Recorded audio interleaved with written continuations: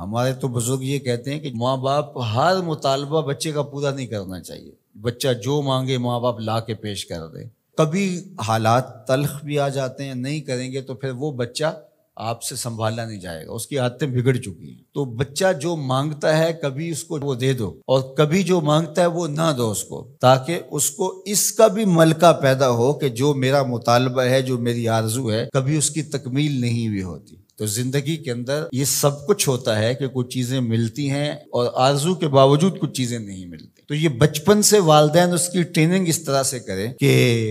کچھ چیزیں اس کو باہم دیں، اور بعض کا میسر ہونے کے باوجود ان چیزوں سے بچے کو روک لیں، تاکہ اس کے ذہن میں یہ پختہ نہ ہو جائے کہ میری ہر خواہش پوری ہونی چاہیے۔ تو بندے کے لیے کیا بہتر ہے، اس کو کب دینا ہے، کیا دینا ہے، کتنا دینا ہے، یہ میرا رب جانتا ہے۔ تو اس لیے جب کوئی خواہش پوری نہ ہو، آرزو پوری نہ ہو، تمنا پوری نہ ہو، تو انسان بے چین ہو جائے، یہ کیسے نہیں، تو پھر وہ بے چینی اس کو کھا جائے گی۔ تو اقدار الہیہ پر رضا، اللہ کی تقدیر پر راضی ہونے کا مزاج، یہ اگر بندہ مومن کو نصیب ہو جاتا ہے تو اس کا پھر لازمی نتیجہ یہ ہوتا ہے کہ وہ پھر ایک خوشحال زندگی گزارنے کی